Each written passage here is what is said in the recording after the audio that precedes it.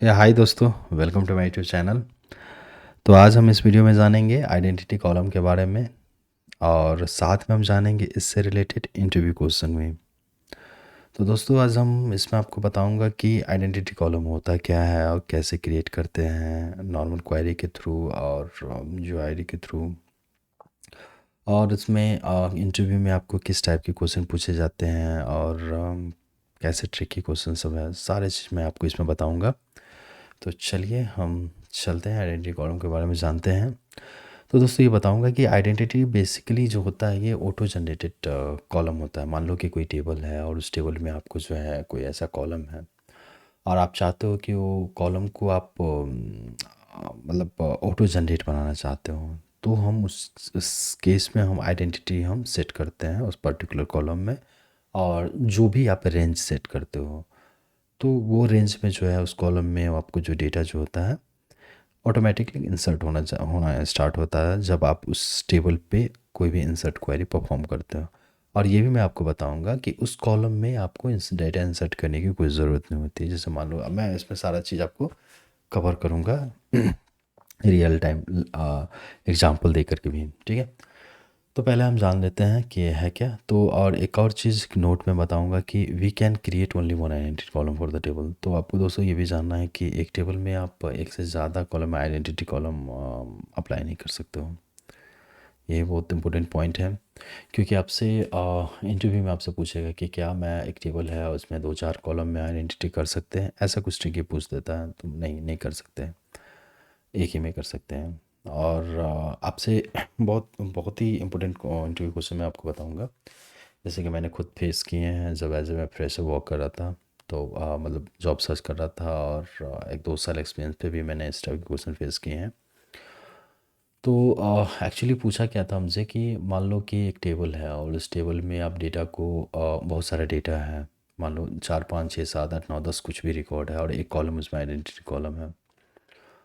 और मैं उस टेबल में सारा डेटा को मैं चाहता हूँ कि उस टेबल के सारा डेटा को डिलीट कर दूँ और उसमें जो है मेरा आइडेंटिटी कॉलम जो है फिर से स्टार्ट हो जाए, मतलब कि रिसेट हो जाए। तो आप क्या करोगे?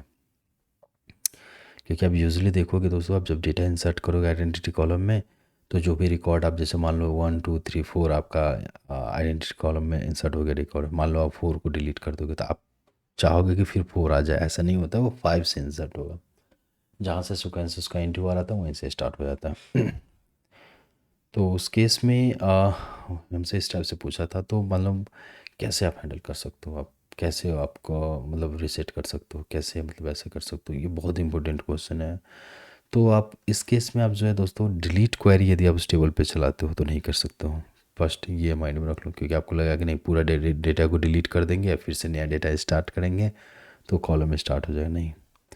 उस केस में हम चलाएंगे आपको ट्रंकेट। ट्रंकेट का जो है ट्रंकेट कमांड हम उस टेबल पे अप्लाई करेंगे, वो क्वेरी एग्जीक्यूट करेंगे। तो ये क्या होगा, ट्रंकेट कमांड करता क्या है इंटरनली, आपके जो आइडेंटिटी कॉलम है उसको रीसेट कर देता है। तो ट्रंकेट तो आपको यूजली होता है कि सारा डेटा को भी डिलीट कर देता है, उस पर्टिकुलर टेबल का डेटा डिलीट हो गया और उसके साथ में आपका आइडेंटिटी कॉलम को भी रीसेट कर देता है। आप जो अब डेटा इंसर्ट करोगे तो आपको फिर से 1, 2 या जहाँ जो भी आप रेंज डिफाइन किए हो उस रेंज से वो डेटा आपका जो है इंसर्ट होना स्टार्ट हो जाएगा। तो इस तरीके से सबसे पूछता है।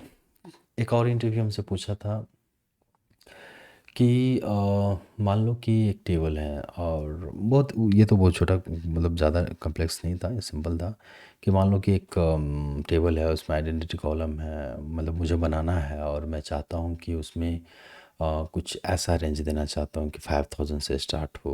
तो आप क्या करोगे, मतलब आप कैसे रेंज डिफाइन करोगे, या मान लो 200 से स्टार्ट हो तो कैसे रेंज, मतलब ऐसे पूछ रहा था घुमा फिरा के।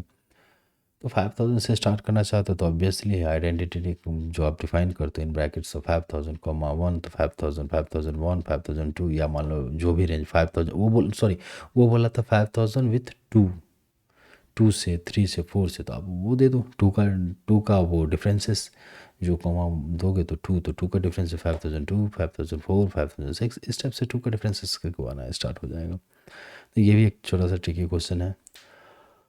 और और तो कुछ नहीं है, और नॉर्मली ऐसा पूछेगा तो व्हाट इज़ आइडेंटिटी ये पूछेगा, और कैसे हम इसको कर सकते हैं। तो चलिए मैं उसको आपको लैब दिखाता हूँ कैसे इसको हम किसी टेबल में अप्लाई कर सकते हैं। तो चलते हैं। तो दोस्तों ये मैं आ गया हूँ अपने एक डेटाबेस में आ गया हूँ, और इस डेटाबेस में मैं आपको बताना चाहूँगा कि यहाँ पे मैं कुमार नाम का एक डेटाबेस यूज़ कर रहा हूँ। और यहाँ पे मैं चलो एक क्रिएटेबल का क्वेरी लिखता हूँ। I think sorry, I think I missed this one. हाँ, सिंटैक्स मैंने आपको नहीं बताया। तो एक्चुअली इसमें कुछ नहीं है, सिंपल है। Create table, table names, column name, data types और आइडेंटिटी आपको देना है, बस identity and starting numbers and increment by, जितना का इंक्रीमेंट आप करना चाहते हो, बस इतना ही है और कुछ नहीं है। तो चलिए मैं दिखाता हूँ आपको। क्रिएट टेबल, मान लो मैं यहाँ पे ले लेता हूँ टेबल का कस्टमर, ये सब तो है ही। एम्प्लॉय है, वन है, एम्प्लॉय नहीं है, तो मैं एम्प्लॉय ले लेता हूँ। आईडी इंट, और इसको आइडेंटिटी बनाता हूँ। आइडेंटिटी इसका रेंज में ले लेता हूँ, मान लो 100, ये आपका हो गया रेंज, और ये आपका जो होगा, जो क्या बोलते हो उसका, 101, 102, इससे स्टार्टिंग पॉइंट होगा इसका, ठीक है। और ये ले लेता हूँ आपका नेम, और ये फायर कैर, और यहाँ पे मैं ले लेता हूँ आपको 50 समथिंग, और ये ले लेता हूँ सैलरी, और ये लेता हूँ उसका डेटा टाइप मनी, ठीक है। तो चलिए मैं इसको क्रिएट करता हूँ। तो ये कमांड क्रिएटेड सक्सेसफुली, ये अपना क्रिएट हो गया है, और मैं इसको रिफ्रेश करता हूँ यहाँ पे।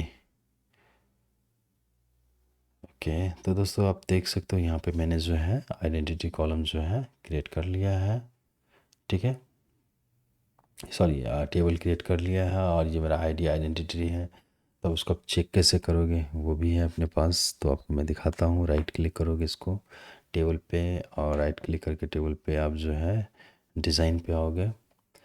डिज़ाइन पे आकर के हम उसको चेक कर सकते हैं कि उसमें अप्लाई हुआ है या नहीं हुआ है।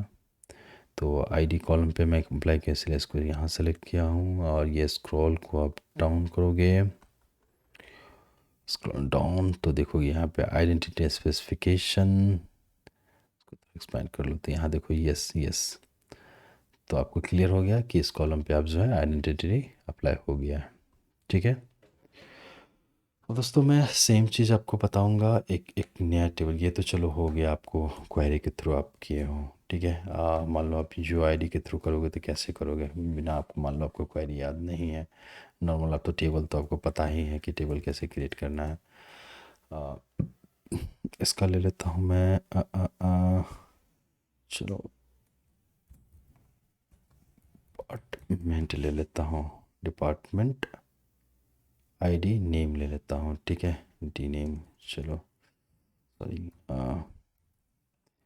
ये डिलीट कर देता हूँ सैलरी वगैरह वगैरह, ठीक है। तो यहाँ डिपार्टमेंट नाम का टेबल ले लिया हूँ, यहाँ पे आईडी, आईडी और नेम यहाँ पे देख सकते हो आप। मैंने आइडेंटिटी कॉलम जो है मैं स्पेसिफाई नहीं किया यहाँ पे, मतलब इसमें ये इसमें कोई भी ये नहीं है।